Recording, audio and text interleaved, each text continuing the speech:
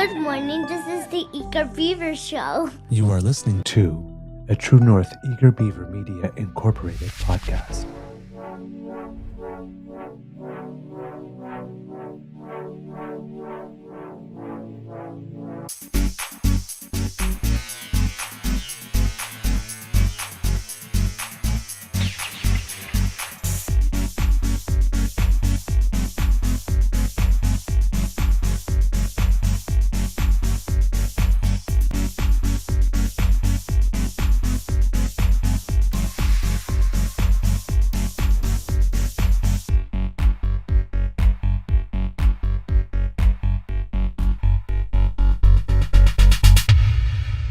The True North Eager Beaver podcasts are proudly brought to you by our founding sponsors, the Miss V Mysteries from Corvid Moon Publishing, your source for science fiction, fantasy, and cozy mysteries featuring a broad diversity of characters. PsychicTarot.ca, book your tarot reading and unlock your spiritual journey.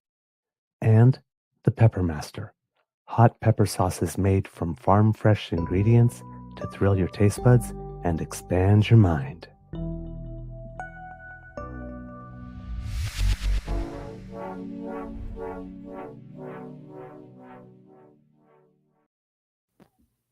Well, good morning and hello, kids, and welcome to Season 5 and episode number 677 of the Daily Beaver Morning Show. Always 100% Canadian. Today, recording day is Wednesday, June 25th, 2025, and it is a cloudy-ish day here at the Beaver Lodge. I am your host, the Eager Beaver, pronouns he, him, hey, Mr. Beaver A, and with me, as always, is my good friend, Mr. Grizzly. A big thank you goes to our podcast founding sponsors, the Pepper Master, the Miss V Mysteries from Corvid Moon Publishing, and PsychicTarot.ca. Got a good show for you today, but before we get into it, Mr. Grizzly, how is your mental health today, sir? I think I'm okay. That's truthful. I mean, I did start off the day by I made a pot of Earl Grey tea, and I grabbed my mug and I neglected to rinse it, and it had a little bit of coffee left in it. So I poured a cup of tea and I sat down and I took one sip and went, "That ain't right."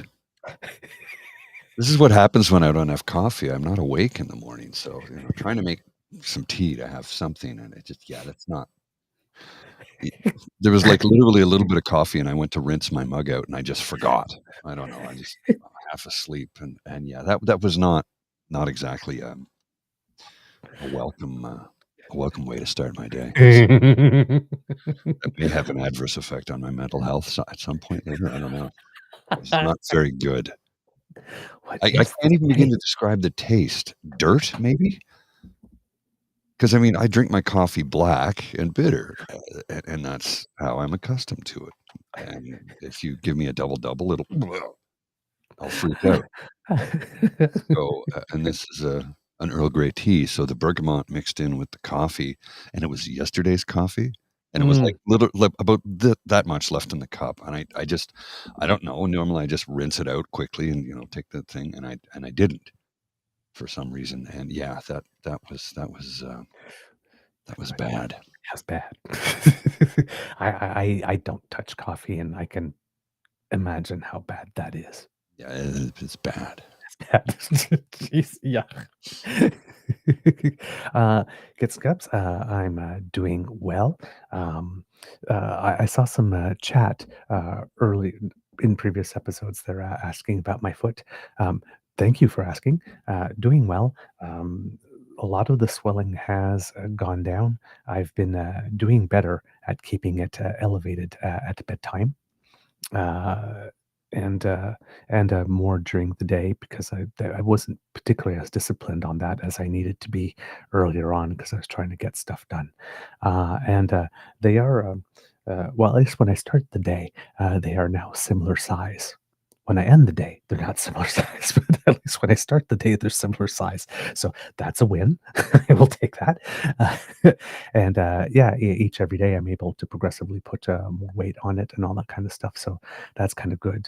But still, um, uh, get some weird pain from weird compensation. Sometimes just like keeping the foot up a bit like that when I'm walking rather than going all the way down. I'm not confident yet, so I don't trust trying Mhm. to roll. With the boot, however, I can because the way that the boot is shaped, uh, it's like higher at one end and lower, so I can put the heel and sort of roll. So I am sort of practicing with the boot, trying to roll the foot to take proper steps rather than just like taking my foot off the ground and lowering it down. But yeah, uh, more progress and all that kind of stuff, more mobility, more ability to do stuff, a little more independence, like I mentioned yesterday, which is a good thing, a very, very, very good thing. So, Yep. yeah, I'm feeling better about stuff, but still very, very, very much missing tennis. Although I have to say, given the weather that we've had over the past month, lots of rain and lots of gray, and then just this ridiculous heat. I looked at the weather report yesterday. It was at 31 outside, feels like 41. Yeah, it was Yeah. pretty hot, not gonna lie. There was no time during the day yesterday that had my foot been well, despite the bright sunshine, that I would have been able to play tennis.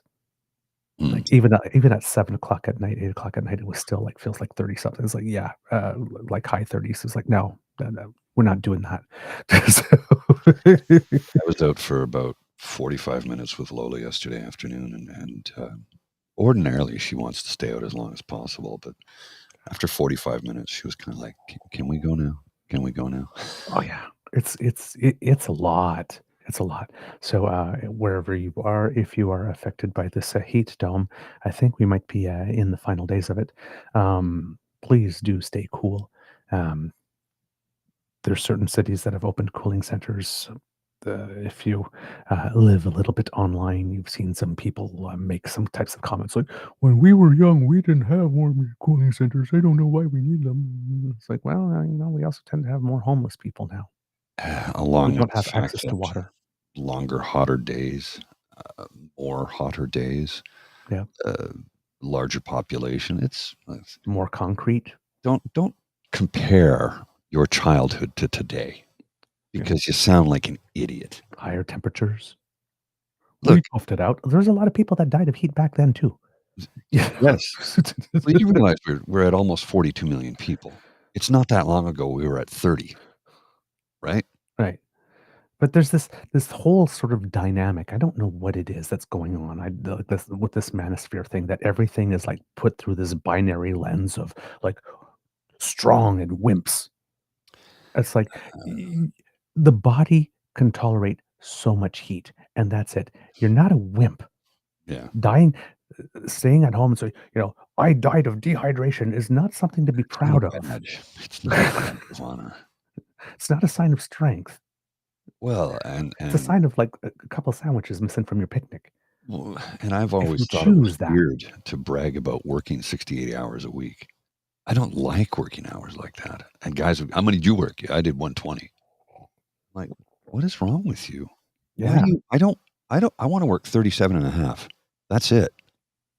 Yeah. That's Maybe it. maybe like no, 45, maybe 50 if it's something I'm super passionate about that like benefits me directly, on occasion, not Yeah. on a regular basis. But yeah, it's like I just like I spent all my life working. Okay, but you do realize you missed out on a lot of stuff, right? Oh yeah. Yeah. Right? Like I there's know more that. to life. I mean, there's you either live to work or work to live, I do not live to work. I work to live. right?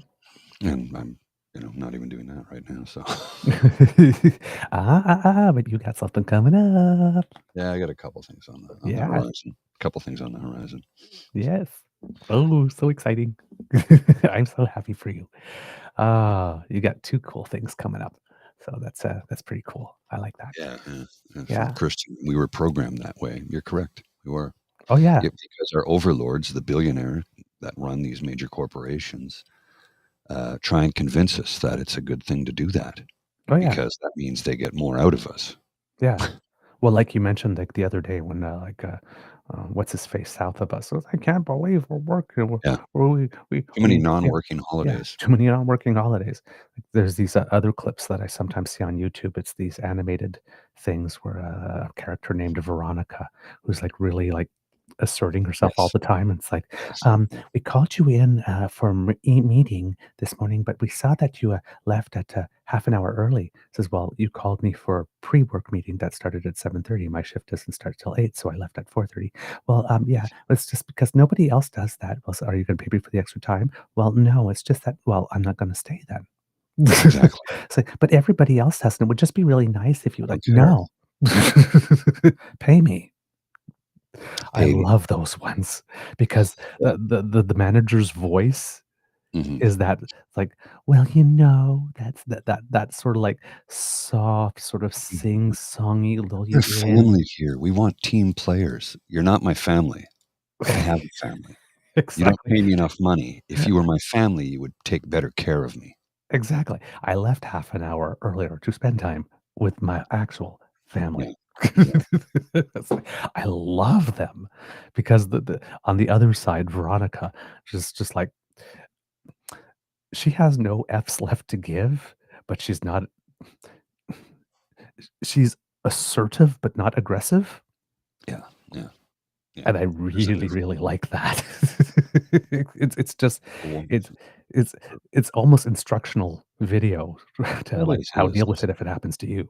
There's a couple of different ones. There's a woman out of Vancouver who does a series like this as well, and hers are YouTube shorts. They're live, and she plays both characters, and Okay. it's quite funny. And her catchphrase is "Toodaloo," and she has a mug. Okay, so her mug, the handle is blackened out, and it says UNT, University of yeah, Toodaloo. Oh, jeez. So yeah, Um, it just says UNT, but it's a white mug with black lettering UNT, and the handle is blacked out. So it's kind of see you next time. exactly. Ah, um, we didn't mention it yesterday, because, I don't know, it just slipped my mind, and it shouldn't have because I am a proud Franco-Ontarian, but, yesterday was la Saint-Jean-Baptiste. Yeah, yes, So, Saint Baptiste. bonne Saint-Jean en retard à tous nos, auditeurs et auditrices francophones, wherever you are from coast to coast to coast, and, yesterday, I saw this, groovy little graphic, on, that was, made available by, the House of Commons, to celebrate it, and it was a map of Canada that had, the various, um, flags of francophone cultures, in it, and, I thought it was just such a cool graphic, so I'll just put it in cubs. Oh, cool. Yeah, I'm just making Yeah, it a it's little got all the bigger there. provincial flags on each province. Yeah, Yeah, so here you've got, the the Acadian one Acadian, covering these like this, and then les Franco-Terneviens Newfoundland and Labrador. québécois. Yeah. And, then you've got the Franco-Ontarian flag, les Franco-Manitobains, Fransaskois, Franco-Albertains, Franco-Britanno-Colombiens, Franco-Yukonais, and then I don't know how you say the Franco from Terre because Northwest Territories. yeah, but, well, like, it actually dawned to me when I was trying to figure it out, sitting there like, what do you call someone from the Northwest Territories? A Northwest Territorian? I I've never actually It's a good question. I don't know. right? I'll ask. I'll ask somebody. And then, the francophones, from, Nunavut as well. So, yeah, just a really cool graphic because there are flags that exist that we don't get to see all that often. And, yeah, so, for all those who are, celebrating, because, often also when we talk about the Saint-Jean-Baptiste, it's often deemed as, la fête des Québécois specifically, but it is the day of francophones, as well. So, wherever you are, from coast to coast to coast. Si vous parlez la langue de Molière, bonne fête. There you go. And it's often referred to in the province of Quebec as La Fête Nationale, but I have a Yes. lot of um, Quebecois friends and family who do not refer to it as that. They refer to it as Saint Jean Baptiste because La Fête Nationale is July 1st. Yes. Yes.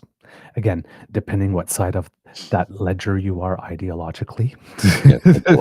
But technically, that's the correct term. Yes. La Fête Nationale would be July 1st, Canada Day. Yeah. Saint Jean Baptiste is Saint Jean Baptiste. That's it. It's a provincial holiday in Quebec, but it's not, Yeah. But since we have all this talk in Canada about nations and who is a nation and what constitute a nation, and that the Quebecois as a culture and Francophones, you could be considered are a nation as well, just not a country. And then national in French has both meanings. They're spelled the same way and they sound the same way, but they have two different meanings depending on the context in which you're using it. I remember this comic I saw once around the time of, I think it was Parisot, because they were putting national on everything. Okay. So it was like he's at the podium. It's like the podium national and the glass of water national, and just everything had national on it. So it was like, Anyway, whatever side you're on, I hope that you had wonderful celebrations. Saint Jean Baptiste obviously has lots of cultural elements and music and celebrations, and artists come from all over the province and all over Canada to celebrate it. So it's usually just a very, very, very good time. I'm finding, I've always found, in certain areas, I'm sure there's probably more of a political element to it, but generally it's just a good time. A really fun party with good music and good people and joie de vivre and all that kind of stuff. So great stuff.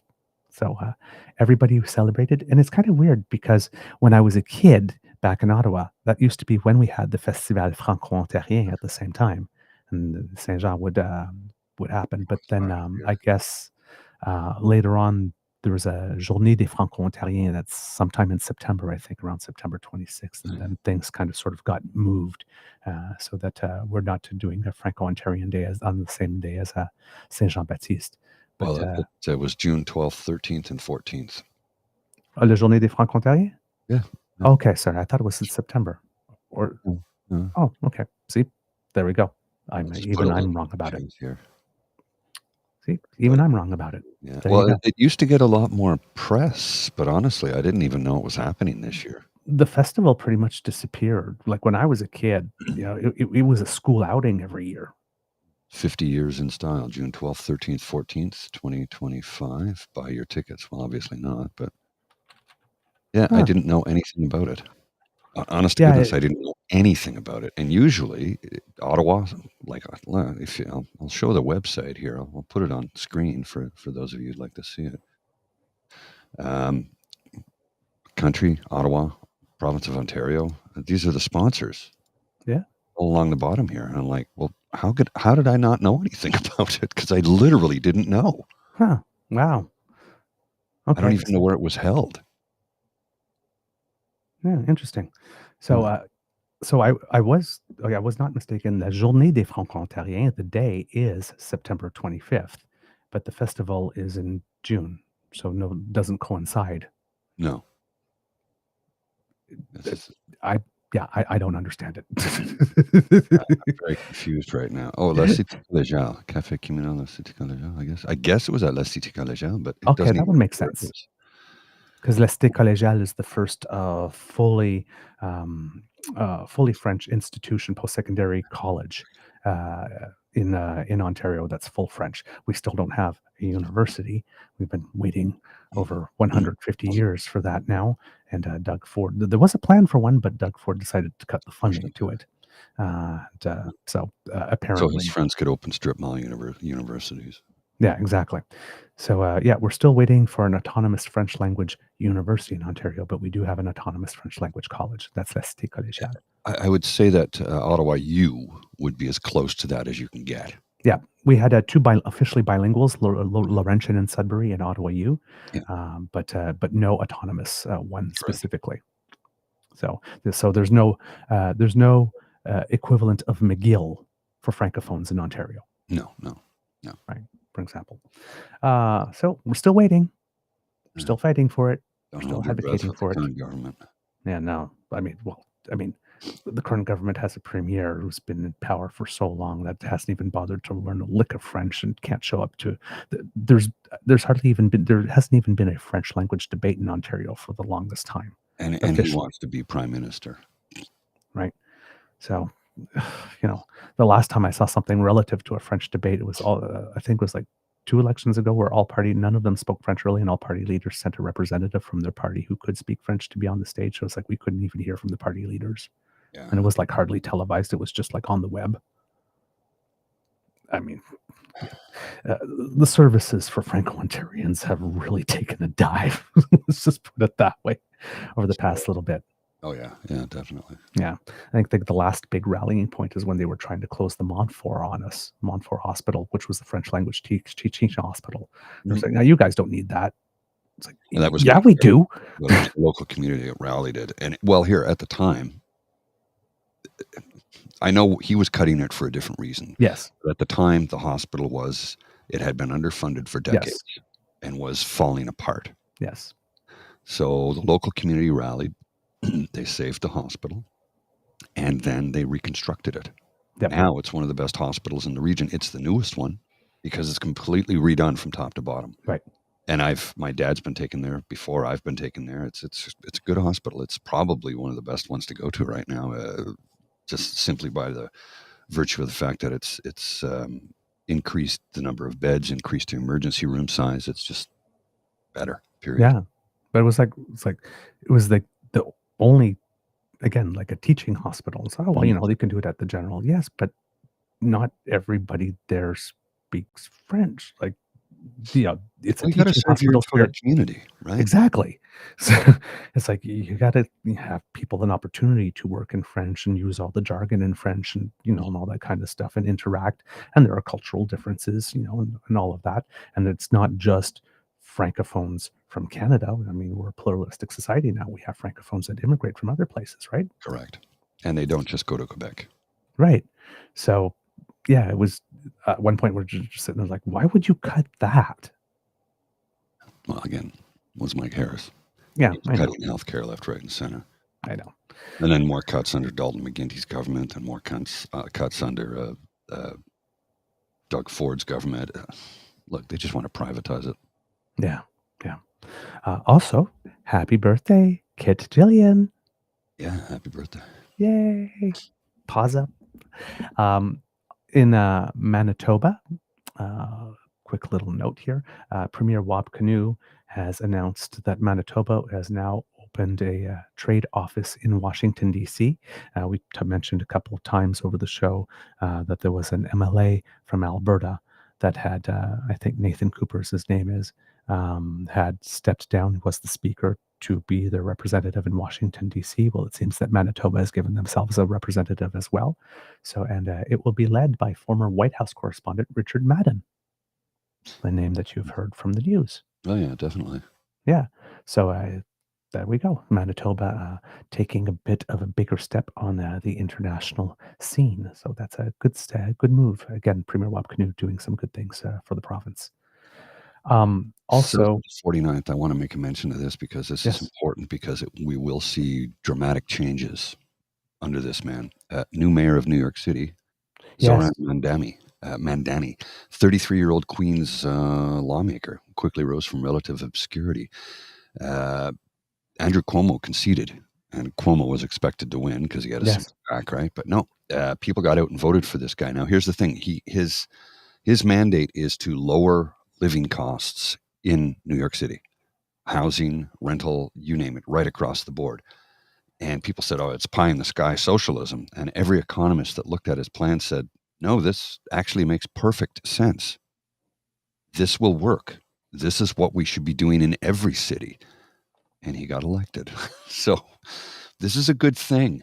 This is the pushback against populism and right-wing capitalism, conservatism that literally wants to grind you into dust. Yep, exactly. And it was like sort of a late surge because I think up until 2 weeks ago, the polls were still indicating that Cuomo was going to win. And then something turned at some point. So good for him and good for the state of New York. Yeah. And this right here, just a image here for you kids. There's Mr. Madden here talking with Wab Canoe, getting his assignment. So hope that everything goes well and that the transition to diplomatic life from journalism goes very well for him, because Manitoba definitely has a lot to offer the world and should definitely have a trade office in Washington, D.C. So it's a good move. Fully supportive.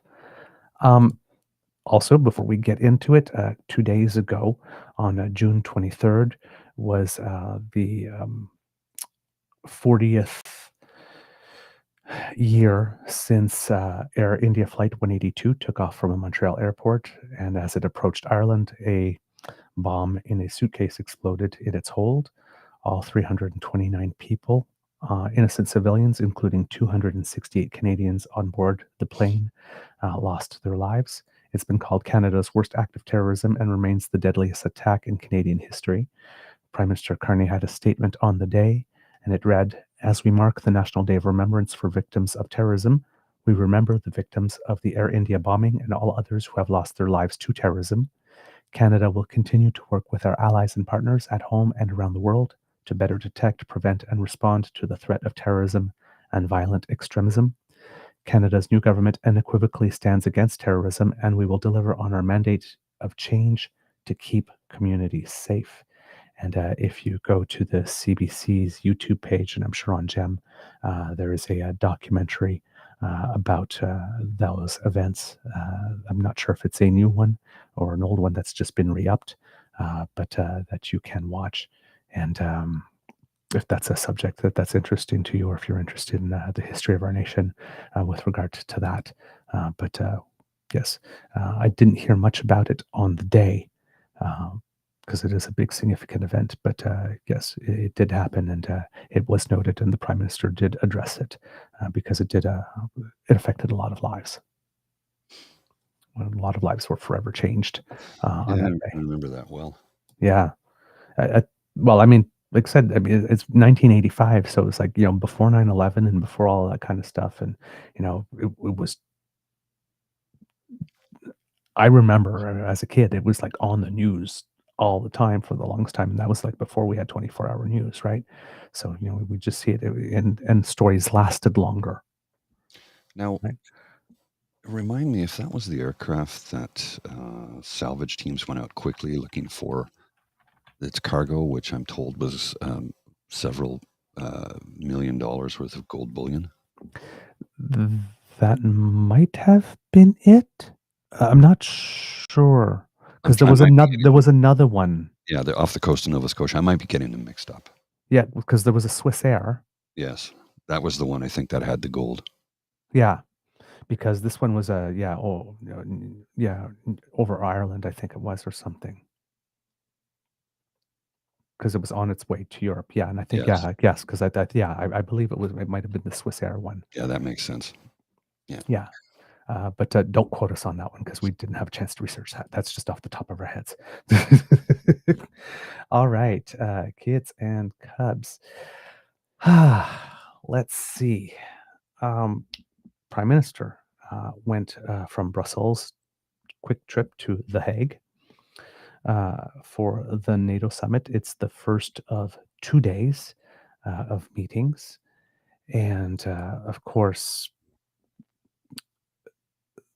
the big discussion here is going to be about reaching the target of 5%, which is very important. But also, it's taking place in the context of a war in Ukraine, war in Gaza, and recent developments in the hostilities between Iran and Israel, that allegedly are supposed to be under ceasefire. Yeah, well. And people are wondering if there actually really ever was one now, because nothing seems to have really stopped.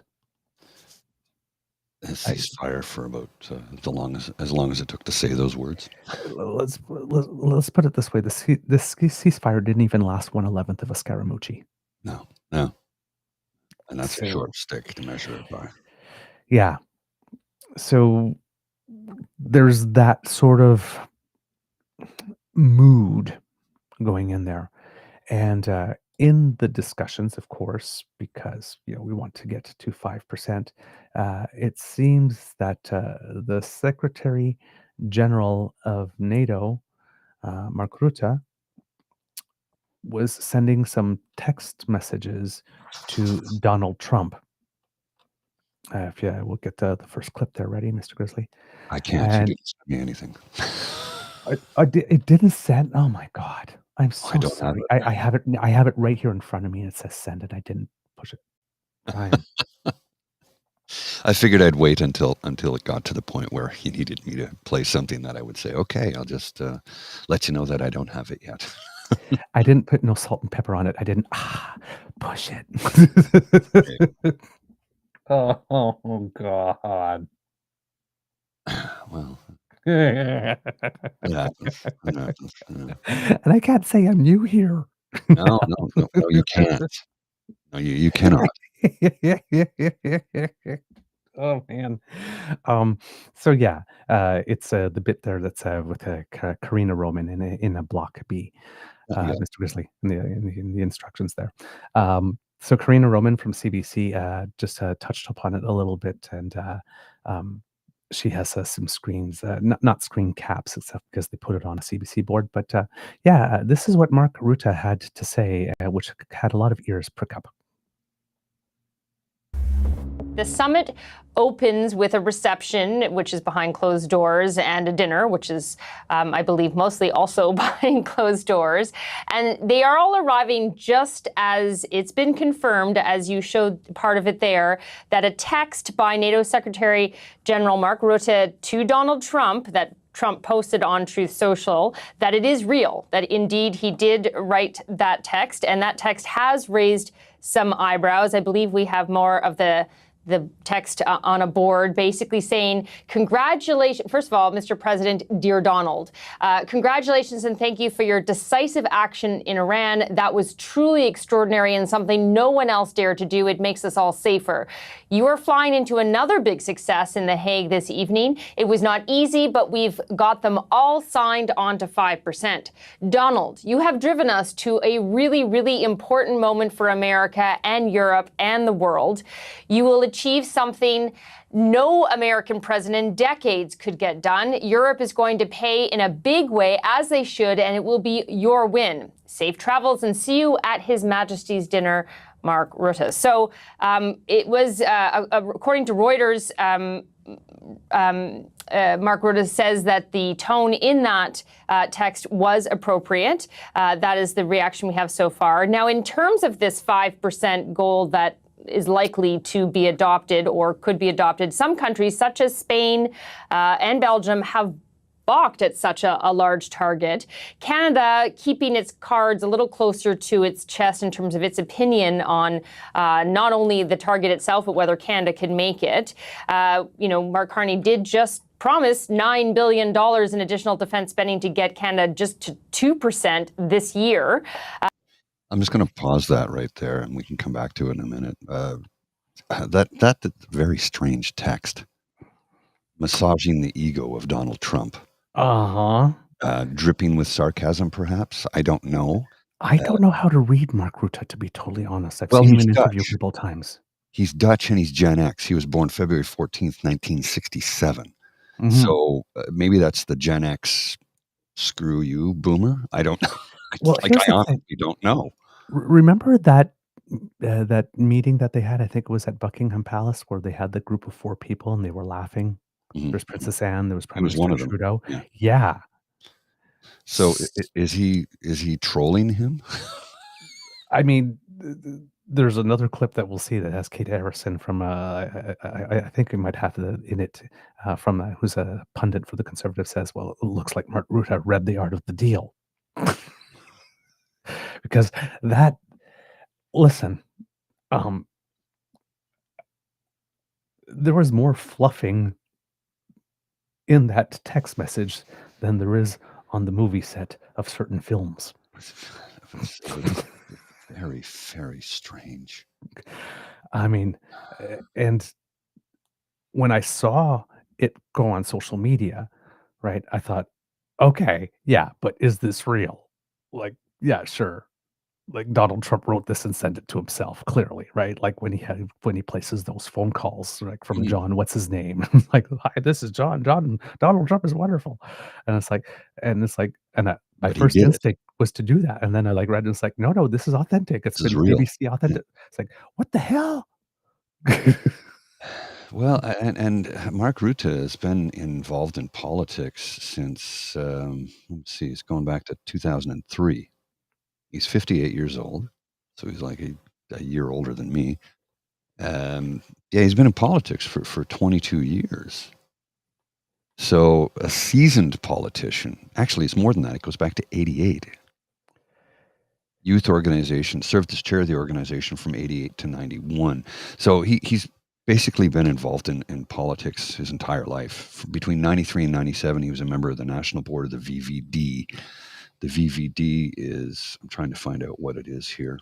I can't understand. I can look it up. Yeah. Anyway, he's let's just see, political. Oh, that's the political party, People's Party Okay. for Freedom and Democracy. Yes. The VVD. Yeah. Yes. So he's been yes. involved with them since 1993. Right. Well, he was the prime minister, right? Yes. Yeah. Of the Netherlands. He's a very seasoned political veteran, and he's Dutch. Yes. So Dutch And the Dutch are hard to read. Well, they're hard to read because they normally say exactly what's on their mind. They don't sugarcoat things. They don't, it's like, yes, you look very fat in those pants. Yes. That's not meant to be an insult. It's stating a simple matter of fact, and they thought they should let you know that perhaps maybe you want to change because that's how the Dutch are. They're very It's direct. not rude. It's blunt and direct. Yes. If they like you, you know it. If they don't like you, you know it. Yes. But it's not aggressive. No, it's not. That's why I love the Dutch.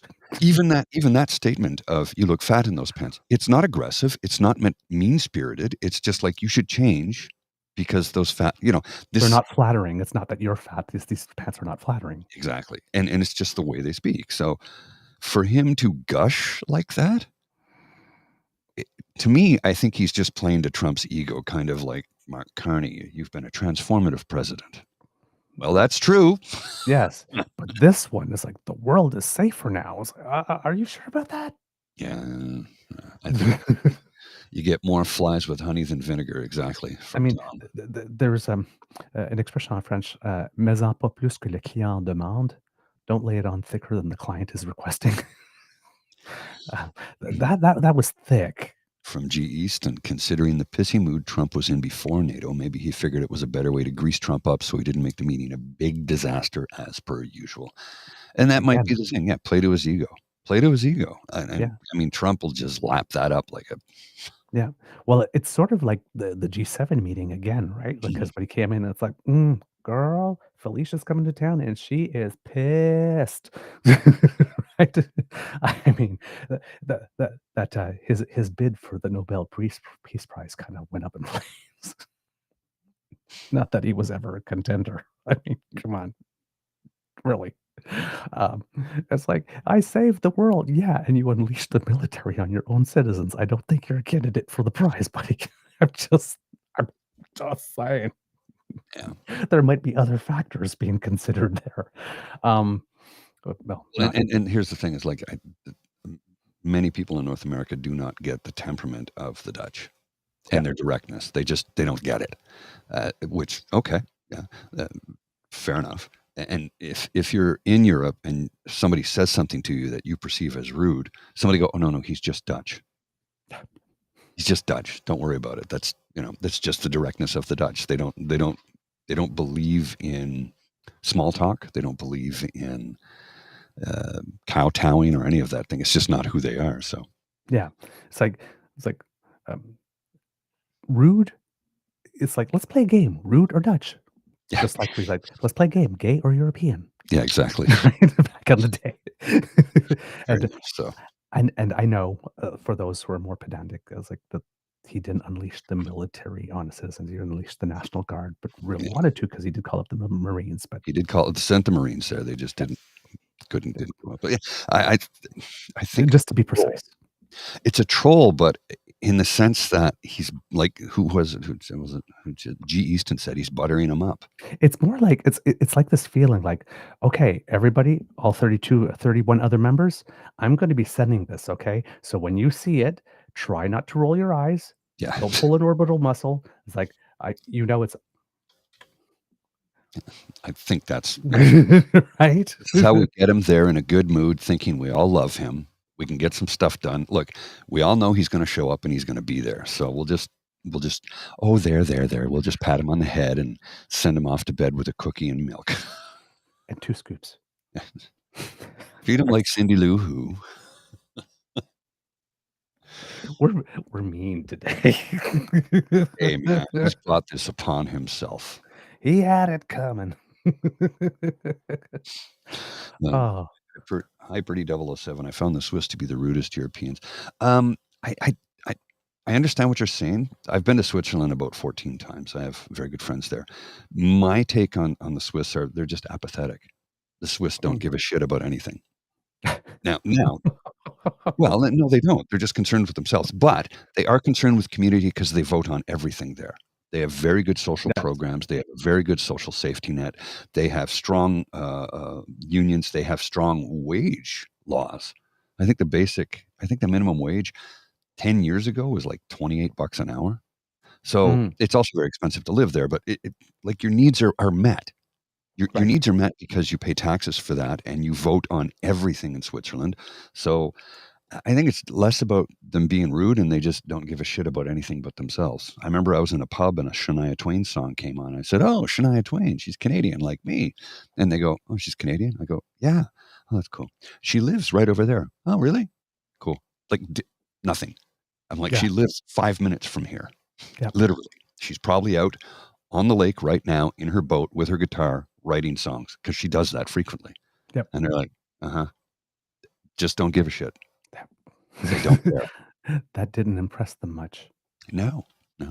And that's and Geneva is the French sector of Switzerland. If you get closer to like Bern, which is the capital city, Bern is Swiss, German, Italian, Romanish. They speak all the languages in Bern. Yeah. Like everybody that lives there speaks like 4 or 5 languages because it's the capital city and those languages are recognized. English, French, Italian, German, and Romanish are all spoken in Switzerland.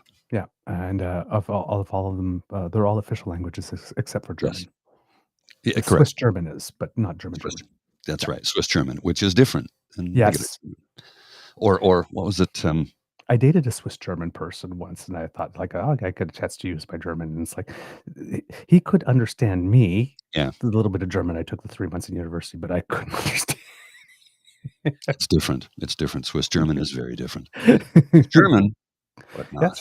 Yeah. And it's more sing-songy. Well, it's similar to, somebody from France who comes over to Quebec and they're like, I don't know what they're saying. Yeah. And it happens. Spanish that's spoken in Spain is different than the Spanish that's spoken in, say, Peru or Uruguay or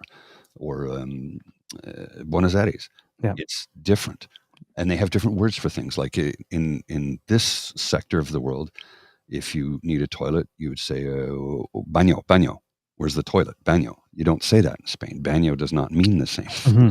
Yes. So if you go over there as a Canadian and say, "Oh, huele baño," they'll be like, "What are you talking about?"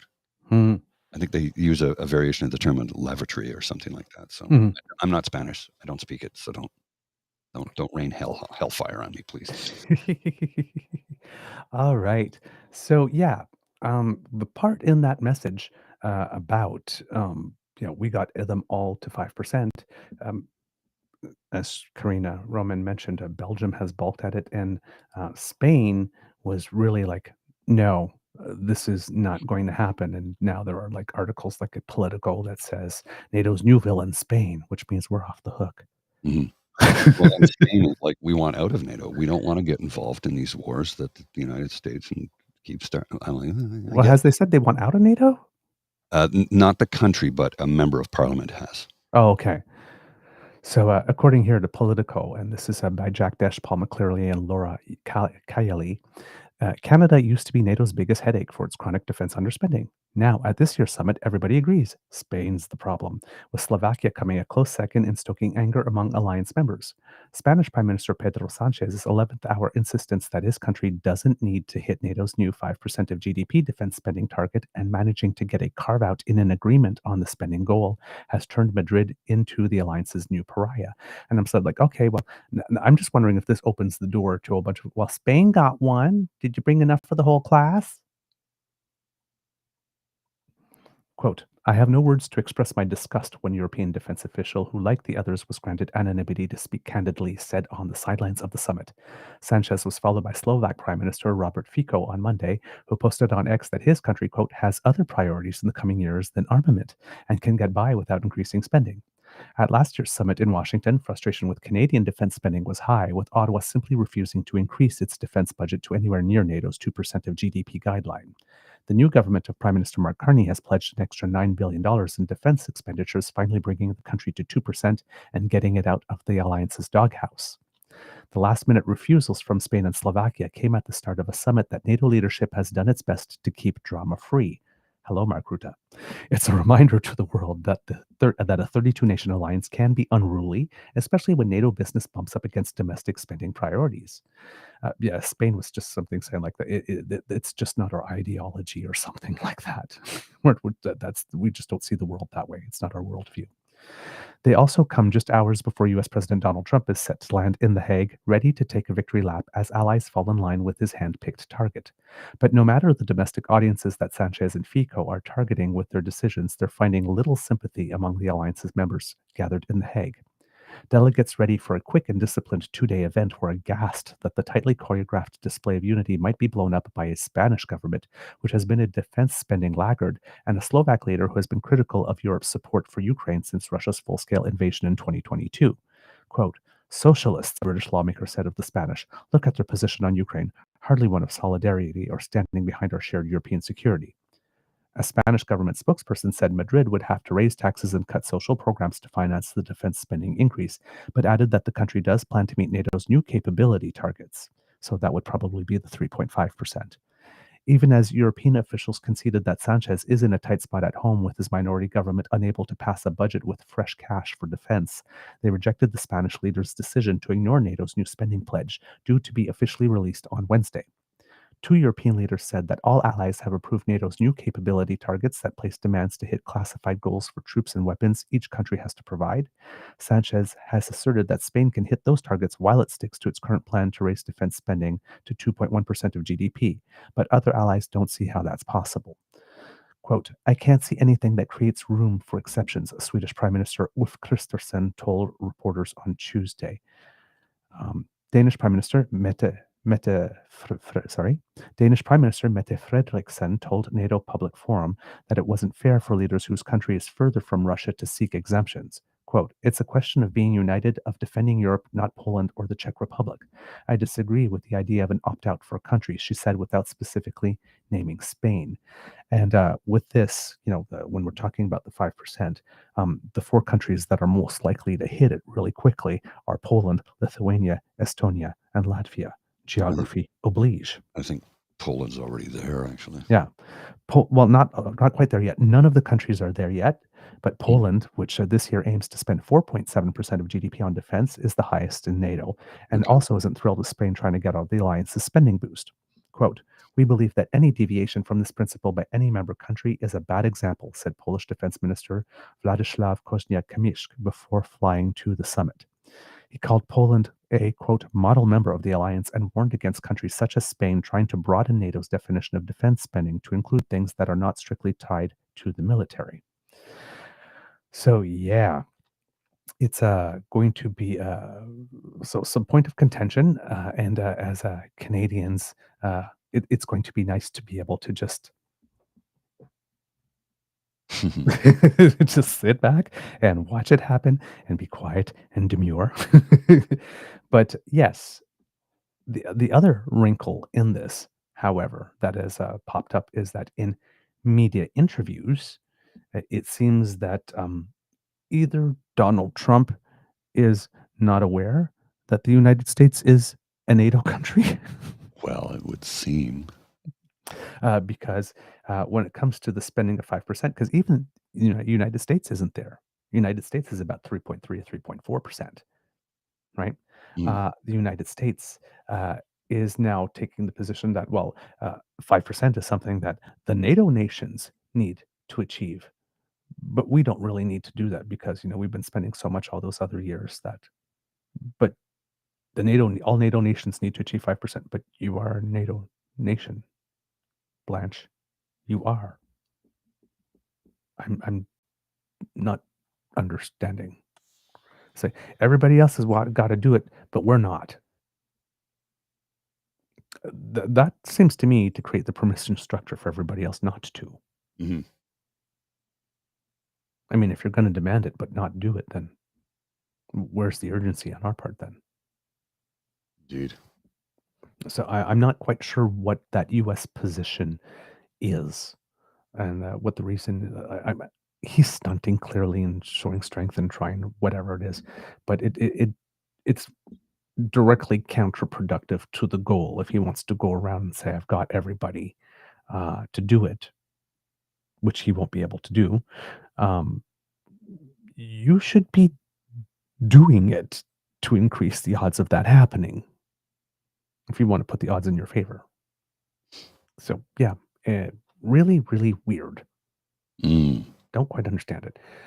For Canada, moving to 5% would represent about $150 billion a year, every year, in spending on this type of stuff. That does mean that there's a lot of things that are choices that are going to have to be made. So we're not sure how that manifests itself. Now, of course, it depends on the timeline. There are some nations that want to achieve that in the space of 5 years. So by 2029, end of 2029 or something, there seems to be more talk about a 10-year frame. Seems to, at least according to Prime Minister Mark Carney, that seems to be his sense of where the consensus will land. But there are people pushing for that in 5 years. Of course, when we're talking about the 5%, as we've been mentioning on the show, that is divided into two portions: the 3.5% and the 1.5. And as I went further into that article that I was reading a bit, when we're talking about the capability targets, I thought that was the 3.5%. That's not. The capability targets are literally in terms of staffing and how many people, and I guess what amount of readiness that you can have to be able to deploy to help NATO at any given time. So the 3.5% would be an increase on that 2% of GDP for pure core defense spending. And that, as we mentioned on previous shows, the guidelines for that are already well established, right? The list that all countries have agreed to of all the things that you can throw in to that to make the 2%, it would still probably be the same list. It might be modernized a little bit because warfare is modernizing, but it would be those things that everybody already agrees on. Everybody has the same list of menu items that they can tick off and include in that. And that one is pretty established and solid. Mm. The 1.5% is a little more murky. It's not clearly defined. So, in that sense, we don't know. In terms of Canada, with regard to that, because everybody's saying, well, hey, wait a minute, if we're going to go from 2% to 5%, that's like more than double. Where are we going to find the money? It would appear, as we mentioned previously on certain shows, that that 1.5% is a place that we are already doing things that can be included in that. So according to the Prime Minister, a little less of about a third of that 1.5% is already being spent in Canada and spent on things that we are doing to bolster our own economic resilience. So, for example, when they're talking about these things, um, the Prime Minister, as many of the kids know, because I've seen it talking, I've seen them talking about it in the chat, gave a very high-profile interview to Christiane Amanpour. For those who are not familiar, she is a very, very noted, Legendary. legendary interviewer. if you get a spot on her show, on her agenda, it's because you're a pretty big deal, and what you're talking about really is grabbing the world's attention here. So in this interview, um, he said a little less than a third of that overall number is spending on things that, quite frankly, we're already doing to build the resilience of our economy. So it can be domestic resilience. It can be defending in areas that support defense, but also supporting other things. So I'll give an example: critical minerals. Mm. It is obvious, I think, to everyone now the risk that's run being fully dependent on China for critical minerals, including rare earth, magnets, and others, not just for defense industry, but for the audio industry and others. Canada has one of the biggest and most varied deposits of critical minerals. We're going to develop those. We're going to develop those in Canadian interests. We're going to develop some of them in partnership with the European Union itself and the European member states, with the UK, other partners. Some of the spending for that counts towards the 5%. In fact, a lot of it will count towards that 5% because it's infrastructure spending. It's ports and railroads and other ways to get these minerals out. So that's something that benefits the Canadian economy, but is also part of our new NATO responsibilities. So I'm not trying to downplay it. I think the other thing I would say is, where we sit today collectively, we NATO countries are likely to agree to the other component of that 2% going to the 3.5% in 10 years. But the nature of warfare is changing very rapidly. We just look at what's happening in Ukraine. You don't need an aircraft carrier anymore. Well, some do, but most of us don't. You need drones, and you need the integration of drones with your cyber capabilities, your broader air satellite capabilities. We're making a commitment, but we're not locking ourselves in. We're not signing a bunch of post-dated checks for the hardware, military hardware of today, to protect our citizens. So, if the basic thinking here is that if you need critical minerals to go into some weaponry, well, you have to mine it. Well, if you need a road to get it from the mine, and if you need to change some stuff at a port to get it onto a boat, all of that infrastructure that helps the military stuff happen will count to that 1.5%. Well, that's how some countries in Europe have been able to bring theirs up to 5% by saying, oh, okay, so you want to be able to bring your tanks and trucks across these roads and bridges? We have to spend billions upgrading these roads and bridges to meet the requirements and the specifications for those vehicles to drive across, because a lot of them just simply can't handle the weight. Right.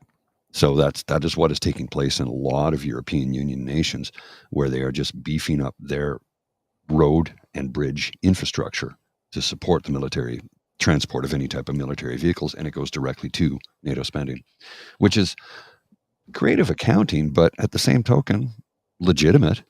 Like, if you can't get the stuff, what's the point of building the munitions if you can't export them to where they need to go? Exactly, right? So it's legitimate. It's creative accounting, but it is legitimate. Yeah. So yeah, it's I want that accountant.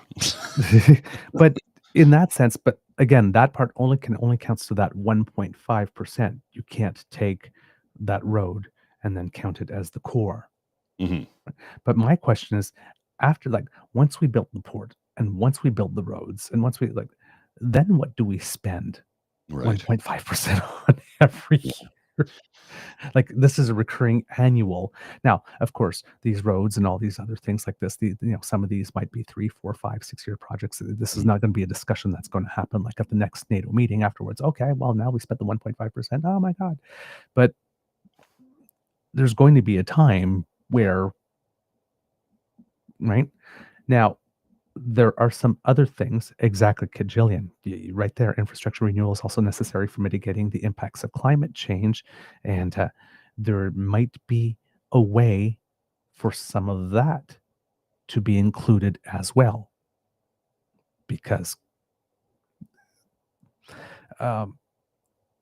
if you have to protect the places where all this manufacturing is going on, or you have to protect the ports, or you have to protect the railways from, or your pipelines or whatever, or your corridor, or your shipping routes from the effects of climate change, whatever you do there, then is infrastructure spending that does help. And if that's the case, well then, trust me, we're set for the next 20, 30 years. If we also include, for example, because a lot of the minerals are involved or located on Indigenous land, any infrastructure spending that would be spent to improve life in Indigenous communities, because according to the chief of the AFN, there's about a $342 billion infrastructure deficit in Indigenous communities compared to everywhere else in Canada. And well, if that's where the stuff that you need is, then those upgrades could also, maybe one could make a case, would be included in that 1.5%. So if that is the case indeed, well then we're gonna have no problem in a country the size of ours meeting that infrastructure budget. Yeah, no kidding. Yeah. So the thing is that with Mark Carney, as we are seeing again, when we're looking at the various pieces of all the things that he's trying to do, he is trying to get a lot of 2-for-1 benefit here, right? Okay, we're going to develop this mine for rare earths. Well, the rare earths, high value exports, economy of the future, also matters for the defense. Got to build the road. Well, hey, that's a make work project we can use Canadian elements to do that, create some additional economic activity in Canada to fight what's going on with the United States and all the ways that they're trying to upend us. And then, so almost everything that he does, it seems, helps meet one goal and meet another at the same time. So he seems to have really thought about really how to maximize bang for the buck. Mm-hmm. Right? Hey, if you can do things, right? I hate saying hit two birds with one stone because I like the birds, but if you're trying to hit two birds with one stone, this is essentially what he's doing. Almost every plan has one of those things, right? When he was talking about the housing industry, well, yeah, but that will be using our lumber too. And well, Trump said, well, he doesn't need our lumber anymore. So, well, then we have to find other uses for it now, don't we? Oh, well, I think there's several places in Europe that would be happy to purchase our lumber because, what was it? The story somebody told me while I was in London a few years ago. And oftentimes the trains will stop in the UK because too many leaves get on the track or branches get on the track and they have to sweep them away and the trains get delayed. And it's like they asked the Germans, well, how come that never happens in Germany? They said, well, we just cut all the trees down. Right. Yeah. And I mean, I've ridden the train all throughout Europe, and trust me when I say this, you can go for hundreds of kilometers at a stretch and not see anything bigger than a bush. Like there's no trees. They're just not there. Whereas if you take the train in Ontario all the way down to Halifax, you're going to see nothing but trees the entire way. Now, as you get out onto the prairies, it changes a bit. But if you get, once you get back in past the Rockies and into BC, same thing, boreal forest.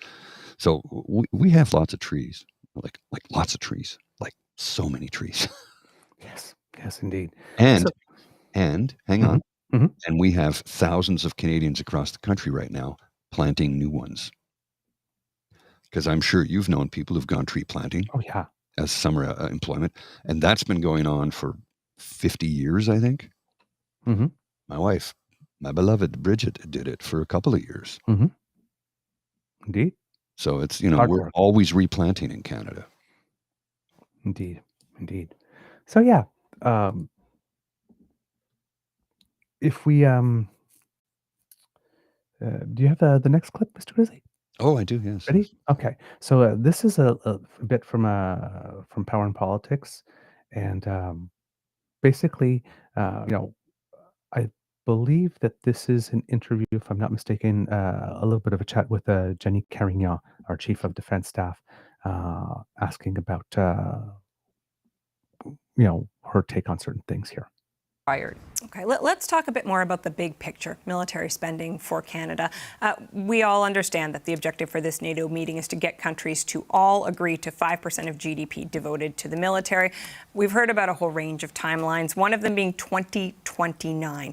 Given the staffing challenges, and I know you noted they're improving, but they're still significant procurement challenges, do you believe it's possible for Canada to spend that much money in just the next 4 years? So what the foundation that we are presently building is ensuring that we have the people and we have a solid foundation upon which we can build additional capabilities and grow the Canadian Armed Forces. Of course, the plan also involves ensuring that our defense industrial base is also well prepared and resourced to take on additional production or capacities. So it is really a holistic plan to ensure that the foundations are well laid out.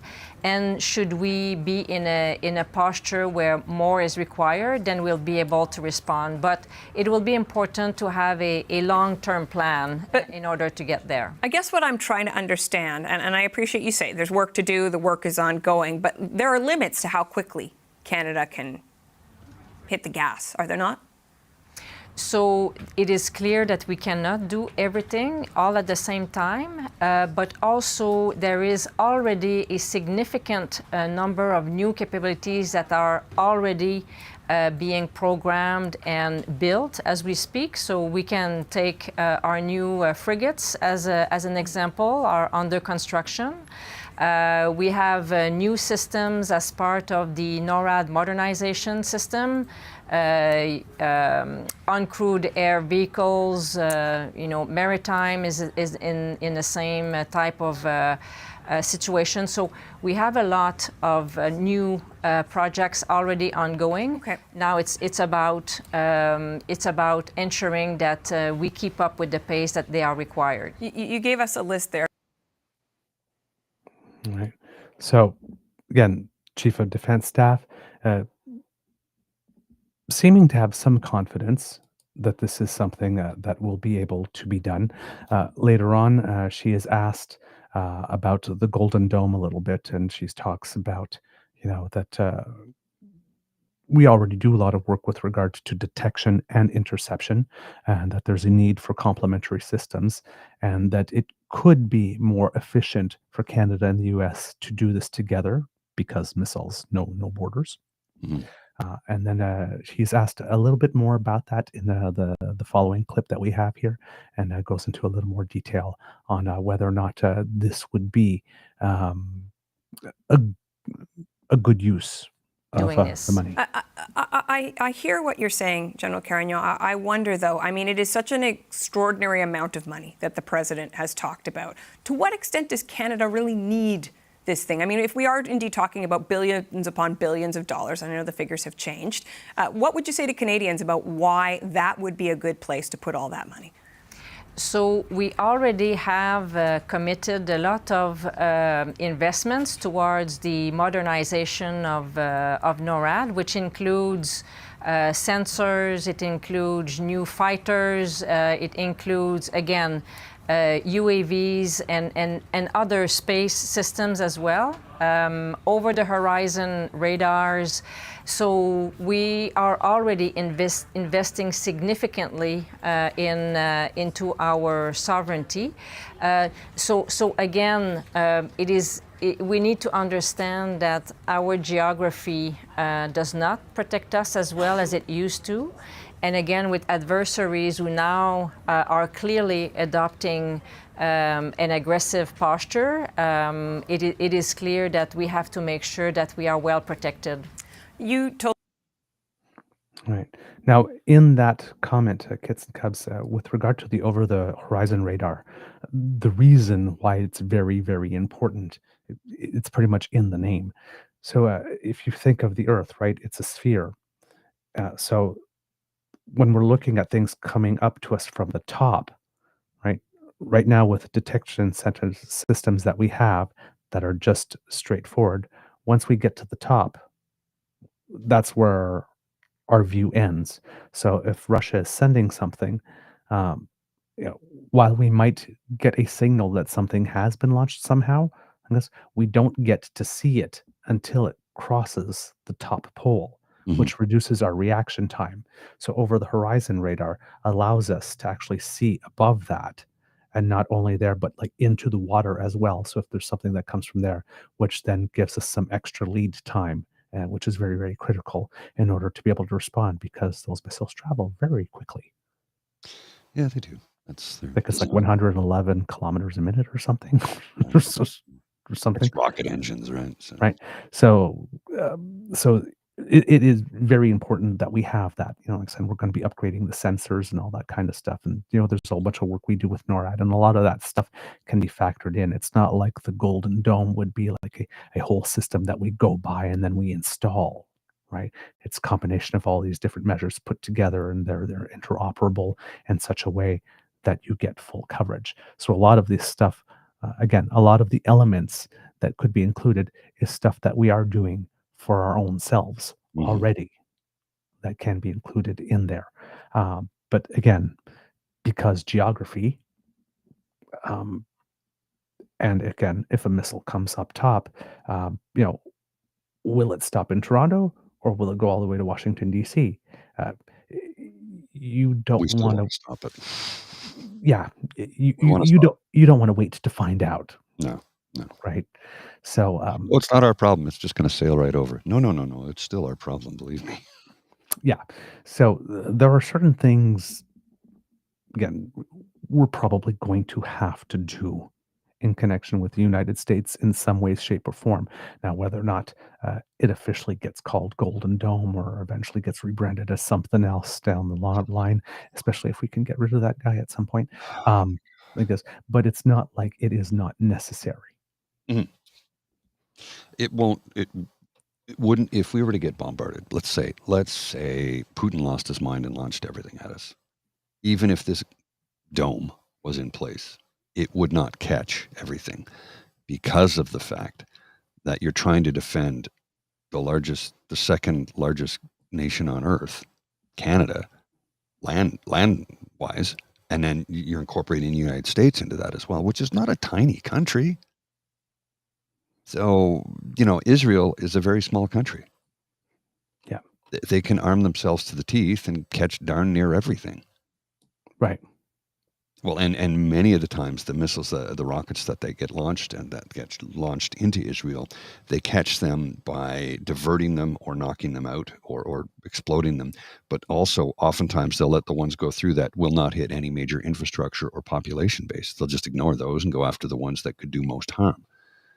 It's difficult to guard an area as large as Canada and the United States in this Star Wars type scenario.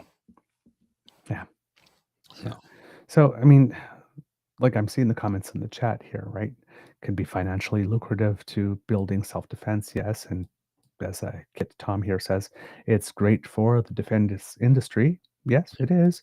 But it does nothing for the public welfare. Directly, probably not. I'd say Indirectly, yeah. again, if environmental mitigation stuff does count towards defense and security or whatnot, well, then there is a public welfare element to environmental. If in the process of protecting the port, your house doesn't get flooded, Mhm. there's a social welfare thing. In terms of business activity, if it is financially lucrative and it does boost our GDP, there is more money for social programs. However, on the other side of the ledger, if we are boosting spending to about $150 billion a year, and Mhm. whatever profits we have to go there first, then social welfare. So that's what I mean. We don't really know what this fully looks like yet. No. Well, and here's the statement from Saucy Seawitch. While Carney and the government are making their moves globally and nationally, we should be making moves locally to make ourselves stronger. Food security, addressing poverty and services. Yes. And who is responsible for that? Two branches, municipal government, provincial government. Right. And are they doing anything about it? Well, not here in Ontario. I can't Yeah. speak to Nova Scotia, but And I believe, as Kit Bucky mentioned, and we posted already as a chyron there, there's also the 0.7% target Mhm. on foreign aid, Correct. which is the soft power, which also has some defense implications there. Mhm. So, Well, right. you need defense contractors at least to distribute aid in many of the countries where we're trying to distribute the aid, because Yeah. warlords will come in and take it for themselves and sell it. But also, again, the whole point of a lot of this foreign aid is to stop problems over there so the problems don't come over here, Yes. Yeah. which there could be some strategic. Well, and the United States of America has just invited a whole lot of problems on their doorstep by cutting off USAID. Trump is an idiot, Yeah. informed by idiots. Yeah. And other stuff too, not only that, like, but Voice of America, cutting that. Yeah, yeah, Yes, and that's been he around forever. Yeah, he cut it, then realized at one point a couple of days ago, it's like, "Oh, yeah, maybe we still need it for Iran. Bring the Persian people back." And then did it for a couple of days, and apparently Friday, cut more of Voice of America all over, including some of the Persian stuff, because I guess he thought he had a ceasefire, so I guess we don't need you anymore. There were people that came back, like, from break or from lunch and, like, had the, "Yeah, you don't have a job now." Yeah. I'm It's like the folks who didn't know if they were fired, so they showed up to work on Monday, and their passes wouldn't allow them into the building. "Oh, you've been fired." What? Yeah, yeah, Doge. Speaking of Doge, I got to Doge. I'm trying to say go, but I was trying to segue it, but I got to take my Doge out, so I have to go. Right. It wasn't very good. I was just about to ask you too, because I saw the time there. I was like, I do have to roll. I got to take Ms. Lola out because she needs to go. And thankfully, it's only 30 degrees right now with the Humidex, so it's not too bad. I know. Only 30 degrees. Only 30 degrees. Hey, it was 45 yesterday, 47 the day before. So, and I honestly, I don't complain about it. I'm just like, yeah, it's pretty hot out. And someone's like, oh, it's too hot. I'm like, no, it's never too hot because it's always too cold. That's my take. And I like winter. I like winter sports. But if I could wear flip-flops and shorts year-round, yes. Now, I did say to Bridget yesterday, I said, it's so stinking hot out today, I want to just go out in my Speedo and flip-flops, and that's it. I think somebody would be offended by that because, delicate sensibilities of certain individuals who pretend like they didn't live through the 70s. Those of us who grew up in the 70s and 80s remember a time when Speedos or banana hammocks or budgie smugglers, whatever you want to call them, were the only type of bathing attire that was available for men. It changed in the early 90s, I think. Late 80s, early 90s, when board shorts became the thing. Mm-hmm. People are just too bashful these days for my taking. Anyway. Actually, Carolyn, and if we can go topless, well, yeah, and men and women can go topless. So why can't I wear my Speedo? I did get some funny looks from people last summer when I was in Calgary, and we were just taking the boat out of the water, and this was me standing on the sideline. And then some of the looks I got, there was a family sitting there, like, aren't you embarrassed? Nobody said anything, but I could see the look on their faces, and all I thought was, what? I'm wearing my bathing attire. I just got out of the river.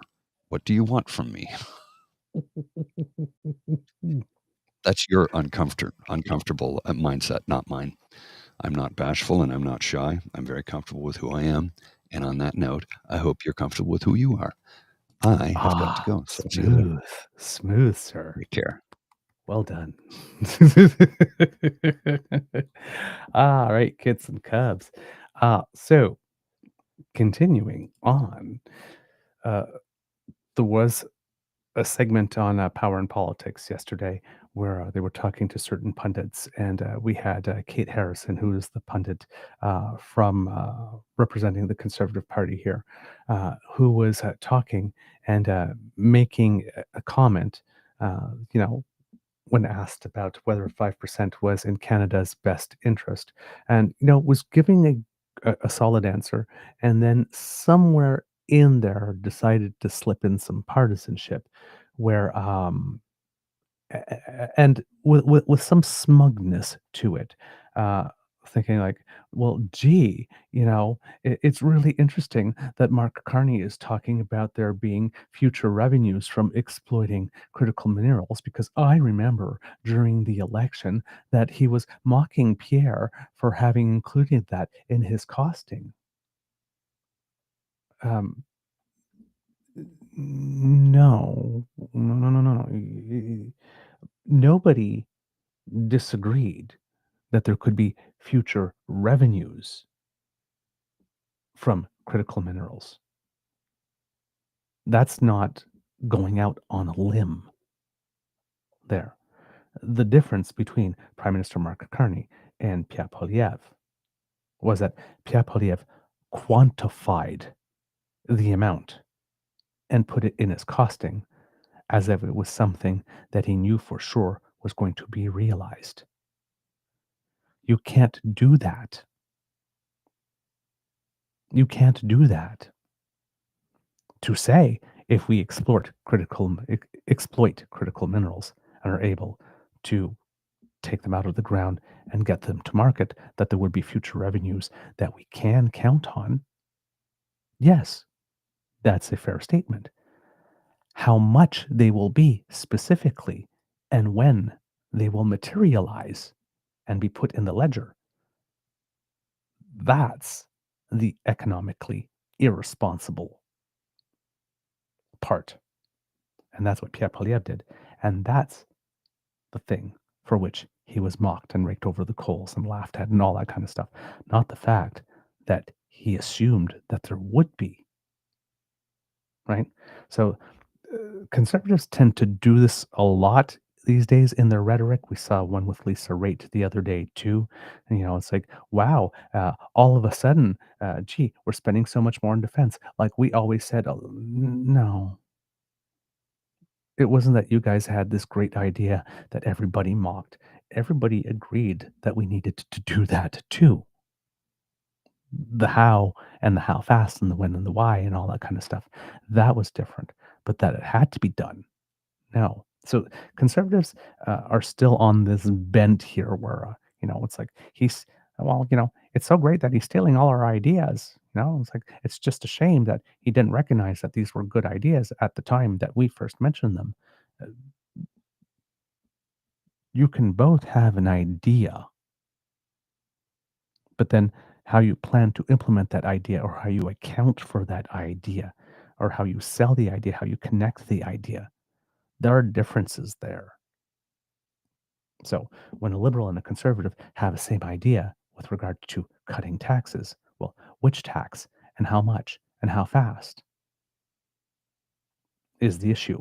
If we remember their battle of the tax cuts when Pierre first said, when Mark Carney said, we will give 1% off the board like this. And Pierre goes, well, I'm going to give 2.25%. It's like, okay. Mark Carney, 1% now. Pierre, 1.125% now. And then the other 2 years from now. So pre-committing us to taking that money out of our budget 2 years before it's even known that it's needed, and more than doubling the amount that Carney had. That might not have been the wisest decision at this particular time. So yes, they both had an idea for a tax cut. Did Mark Carney steal Poilievre's idea for a tax cut? Maybe, maybe not. Who knows if the Liberals had any intention of giving one before Pierre said he was. Maybe it was just a move to neutralize it strategically. But those tax cuts were not the same. There wasn't the same philosophy behind them in terms of the quantity and how to do it. So this is the same thing here at play, just because they both knew that critical minerals needed to be exploited and that there would be future revenues from it, going so far as to quantify how much those revenues would be and in what fiscal year they would actually materialize, that you can actually add them to your accounting. That's was the problem, and that's what they got laughed at for. So always be careful when you're listening to the conservative take on this. Um, what you include and what you leave out matters. Yes, and there's a lot of selective editing from the conservatives on these points. So just a little media literacy there. In that discussion further on, however, and she does make a good point here, is that without a budget, and I know the conservatives have been harping on this, but in this particular case, without a budget, they do have a point at the moment. That $9 billion that we're spending now and whatever we commit to that we're going to factor in later, like this, there are going to be some trade-offs, right? We're not going to jump from whatever we are spending now on defense to about $150 billion a year. Yes, that amount of money in 10 years without doing certain things. We're going to have to generate more economic activity, yes, and all that kind of stuff. We're probably going to have to find some efficiencies, however many there are. Yes, there are probably some programs that become obsolete, that the money can then be reshifted. I guess there will probably be an issuance of some bonds, right? In this case, for issuance of bonds, we do have a certain advantage with what we're doing here, and this is Lisa Raitt who brought this point up in another discussion, that because we're doing this rearm thing and having all of this involvement militarily now with Europe, it does create another market for our bonds. It's not just the market in the United States and maybe the rest of the world comes in, but now European investors would have a vested interest in wanting to buy some Canadian bonds because the money from the bonds is being used for military equipment and development and manufacturing and other types of stuff that is taking place both in Canada and in Europe. If we buy some submarines from South Korea rather than Germany, for example, well, that opens up an Asian market that might be interested in buying our bonds. And so that's one advantage, and one that she did not mention, but one that does exist because of what is happening with United States credit rating, and especially if they get that one big beautiful bill, because the Senate has finished negotiating its part of it. And while the Senate, it's not the original bill that Donald Trump wanted, and there are different types of cuts and that type of stuff, the one thing that the House and the Senate did not cut and did not touch was the amount of tax cuts that Donald Trump originally wanted to give to those who are already obscenely wealthy. So whatever passes, if it does pass, once that goes on the books and the credit agencies see what's going to happen, right? And remember, in that bill, the tax cuts for overtime and the tax cuts for tips, which turns out are not as much as they want because there's some extra fine print added in. Those ones sunset in 2028, but the tax cuts do not. Those are permanent. So when the credit agencies get hold of that, and let's say the United States has another drop in credit rating, that influences desirability for our bonds. So we will have a more diversified market for our bonds that we would put out by virtue of the fact that we are doing increasing business with other nations who might want to invest in our bonds. But there might be an interest rate advantage as well with regard to us. And there could as well be just a stability and security advantage. Because you probably want to buy your bonds from a country that has a better credit rating because it increases the odds that you will actually get paid the interest on those bonds. So raising the money, if the United States keeps on tanking itself economically, might not actually be as difficult as a lot of people are assuming now, because those bonds will be issued over time, and as these spreads get larger over time and our bonds become even more attractive and the demand increases, so there could be situations where being able to absorb this cost actually becomes easier over time than we would suspect it if we're just using the numbers of the economy today and inserting them in the blanks to come up with a rough calculation. Those numbers have a potential of changing dramatically enough and in our favor. So the whole cost argument with that, it's important, and we do need to pay attention to it because there are some trade-offs. But know in this, when they're trying to make you panic, that there might be something else at play coming down the road and an improving situation for us. Another example of that that's going on right now is the whole thing about our move to make it such that in 2035, all new cars that will be sold in Canada will be electric and none will be gas. And they're calling it a car ban. It's not a car ban. You'll still be able to buy a gas car. They'll be used at that point, but you'll still be able to buy them. But what they're doing right now is like, there's a decision that's going to be made in 2035. You need to panic about it now. Send us money now. That's like with no consideration of the fact that, hey, if 6 years from now, right, we realize, hey, we're not really there. We probably won't meet that 2035 target. That target can be pushed back. Right? It can be altered. We're not stuck. It's not like we tied our hands. There's plenty of runway, plenty of lead time to make adjustments along the way. But they want you to panic about something that's going to happen in 10 years now to get your money now. Don't give them your money or your data. Not for that.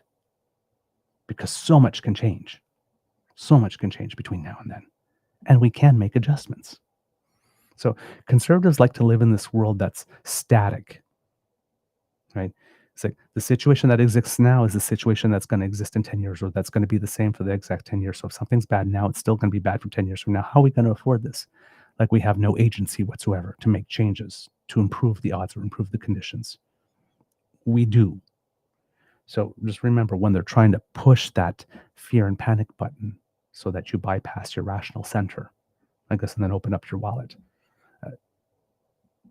We've got some time here with certain of these things. We can adjust, right?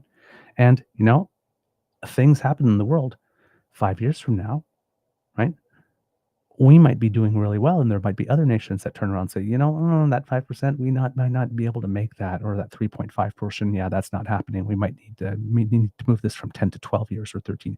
That could still happen, right? So it's important to have a view and a plan, but then there are also contingencies, and we also have to allow for the possibility that things could get more difficult and worse, right? Defense spending, we say it's going to cost this much, and then it always ends up costing more. So that might make it so that it's still not affordable, even with additional benefits or changing economic conditions that sway in our favor. And it could also be that if we are indeed professionalizing ourselves a little bit, that there are additional economic benefits that come from that are unforeseen, or that are larger than we expected, or that other nations do things that set them a little further back, which give us an extra leg up, that then get factored in, right? All these things are good. An example of that is when people are looking at their mortgage renewals a couple of years ago. People, when our interest rates were a little higher before the recent bunch of cuts, everybody was going, "Oh my God, we're going to be renewing at that when it happens." Well, there's been 2.25% interest rate cut over the last little bit.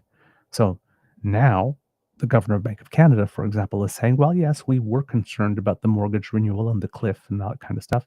We're not as concerned about it anymore. There is going to be some impact, but it's not going to be anywhere near as devastating because of the cuts we just made over the past year and a half.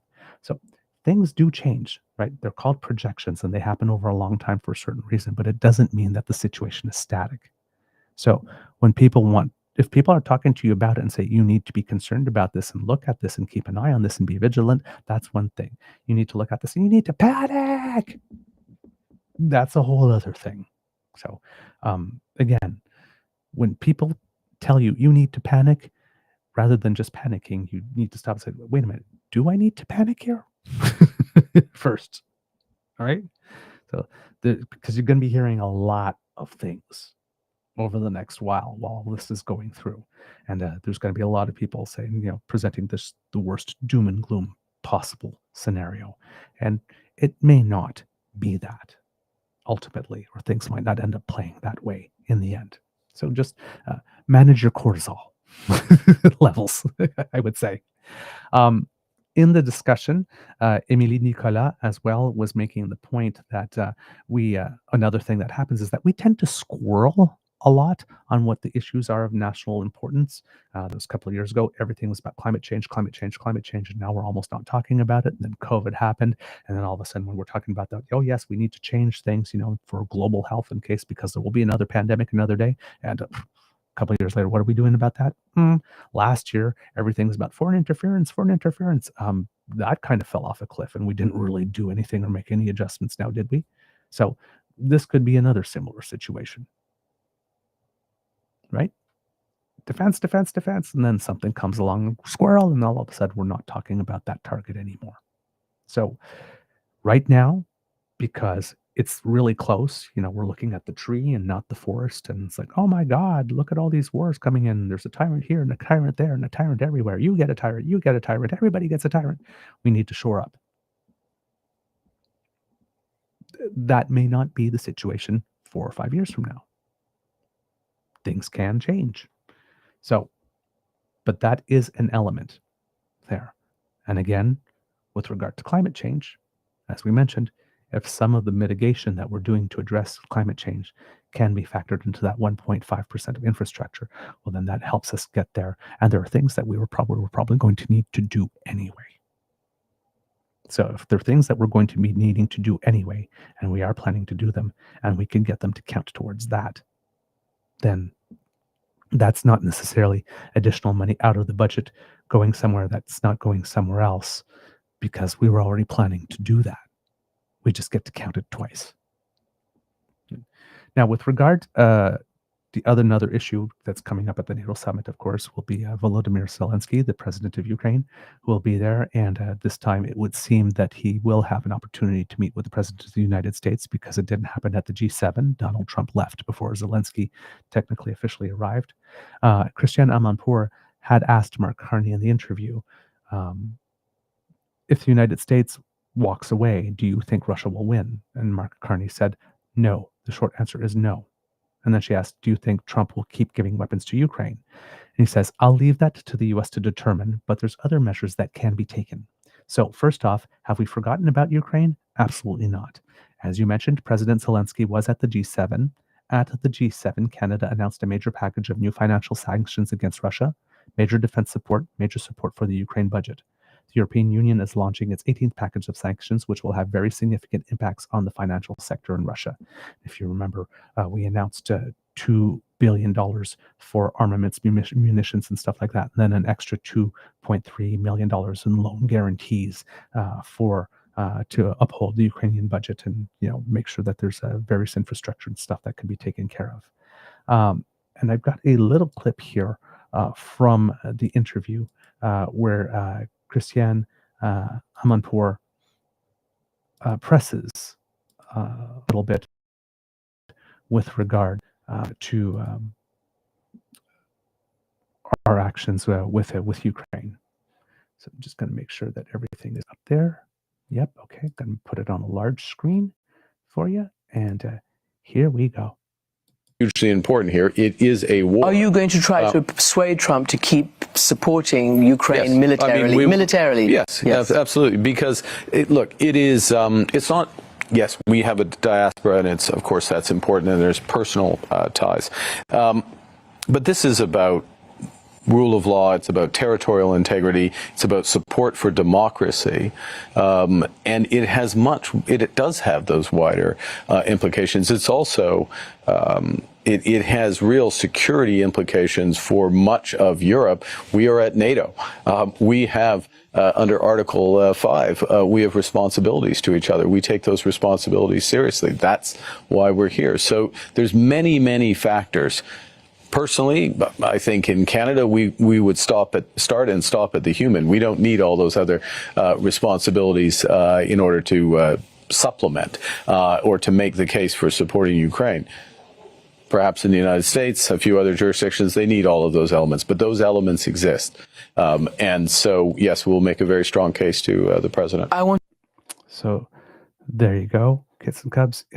Our commitment there is rather unwavering, and the Prime Minister saying, we don't need any reasons in here in Canada other than just the human element to convince us that this is the right thing to do and that this is what we're going to do. Other countries might need more convincing, but the elements to make that case are definitely there. So just a interesting position there with regard to the United States.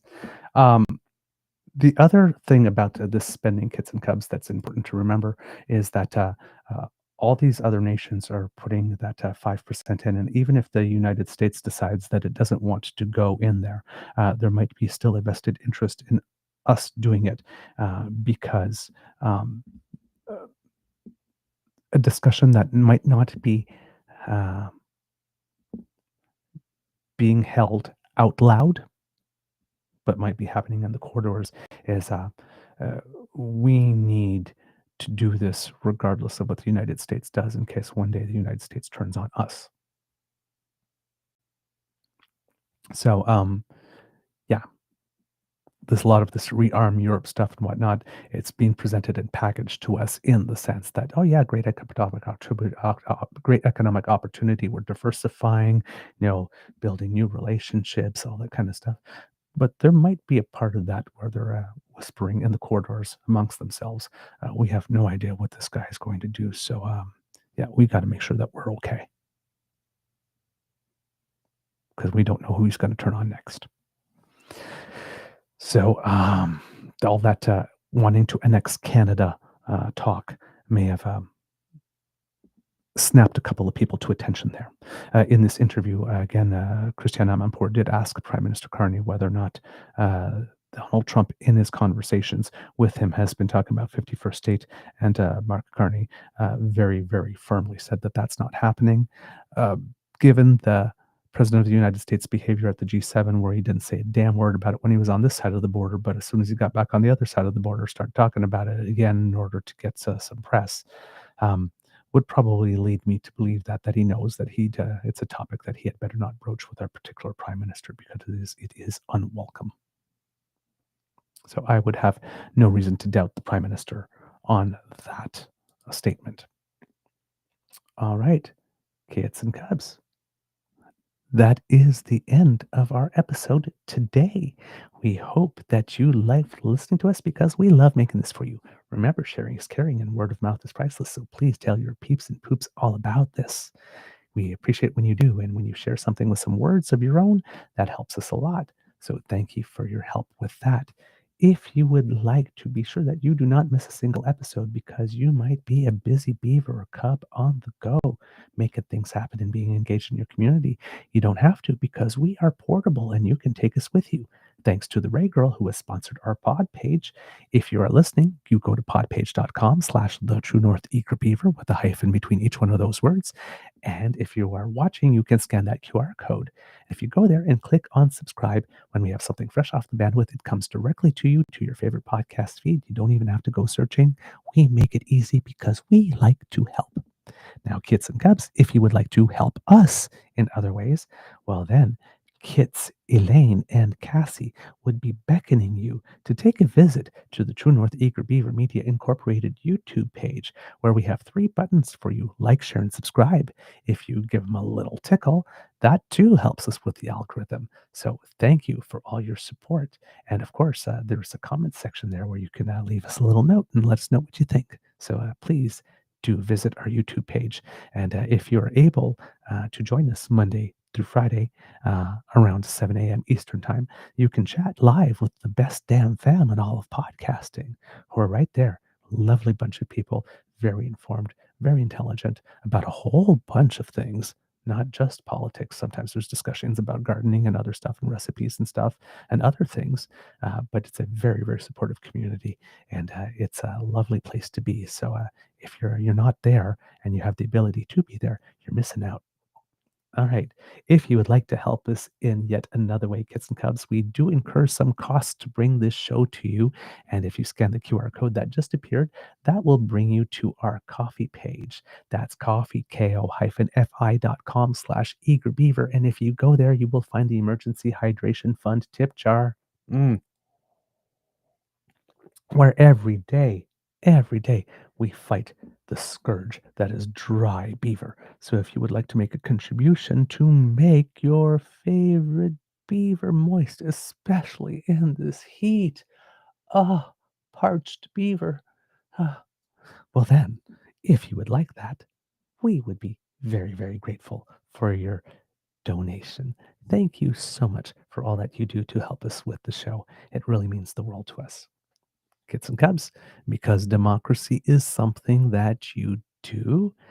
Again, if you are able to donate to our fellow Canadians who are affected by the wildfires in Manitoba and in Saskatchewan, there is a drive with the Red Cross, and we would be very, very helpful for your assistance there.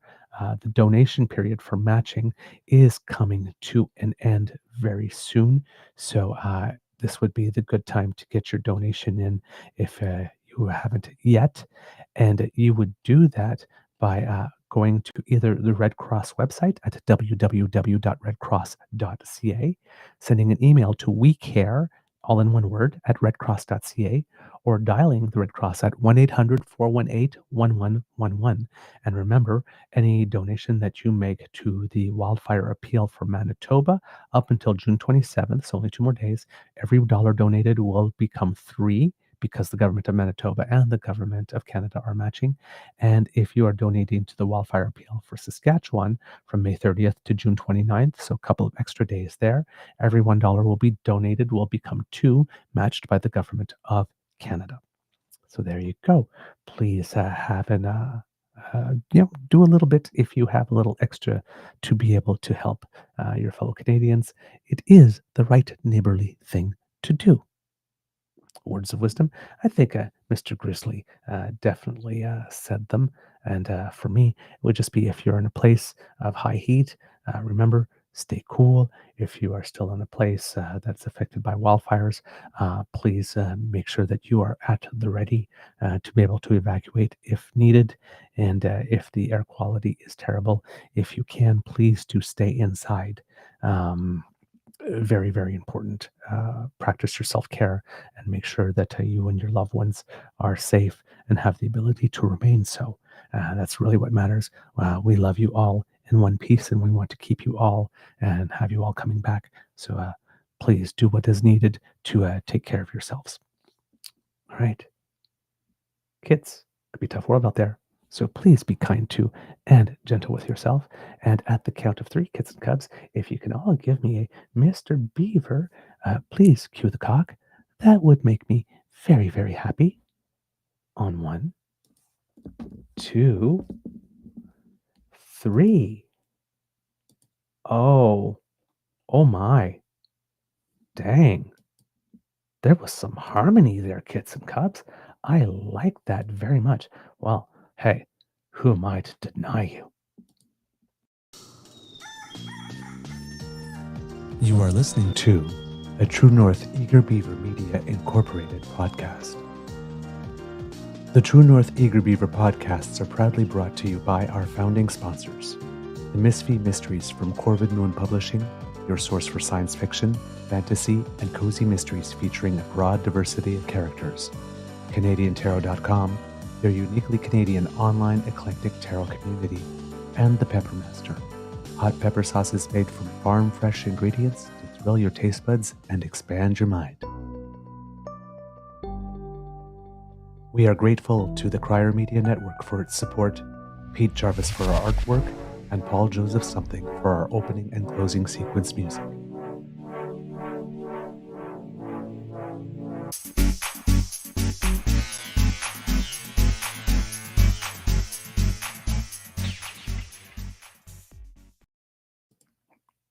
All right, Cubs, before we go, a little bit of Canadians who make us proud.